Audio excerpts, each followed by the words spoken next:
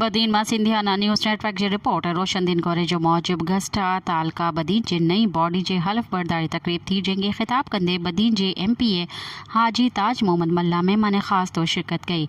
जंहिं ख़िताब कंदे चयो त उस्ताद मुआशरे जो अॾींदड़ आहे ऐं मौजूदा हुकूमत पारां तालीम खाते में मेरिट जी बुनियाद ते भर्ती कयल आला तालीमी याफ़्ता नौजवाननि जो वॾो अंग शामिल आहे।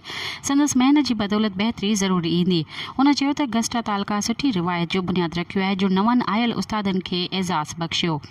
उस्ताद दिल लॻाए महिनत कंदा ऐं बदीन में तालीमी इनकलाब बर्पा थींदो। हुन चयो त गस्टा तालका बदीन जे सदर सरकाशिफ पुरवकार प्रोग्राम में नवनि उस्तादनि खे जंहिं एज़ाज़ ऐं मान सां नवाज़ियो आहे तंहिं सां ई उस्ताद पुरउमीद थी पंहिंजी फील्ड में लगाव सां कमु कंदा। इन मौक़े ते गस्टा हैदराबाद डिवीज़न जे सदर महमूदुल हसन चयो त सेकेंडरी जा उस्ताद जिते बि खेसि सॾु कंदा हू साणन हुते मौजूदु मिलंदो।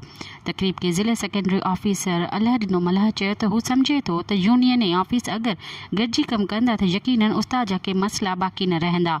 गस्टा ज़िले सदर सिद्दीक़ सूमरो चयो त खेसि ख़ुशी थी आहे त हिन हलफ बर्दारी तकरीब में उस्तादनि जी वॾी अंग शिरकत कई आहे। तकरीब जी शुरू में मेज़बान ऐं नई चूंडिजी आयल सदर काशिफ कादर मेमण आयल महिमाननि जो शुक्रिया अदा कयो ऐं खेनि भलीकार कई। तकरीब में पूरे ज़िले मां सेकेंडरी जा उस्ताद वॾे अंग में शरीक थिया जॾहिं त मक़ामी सियासी समाजी ऐं वापारी अॻुवाणनि तोड़े आम शहरियुनि बि वॾे अंग में शिरकत कई।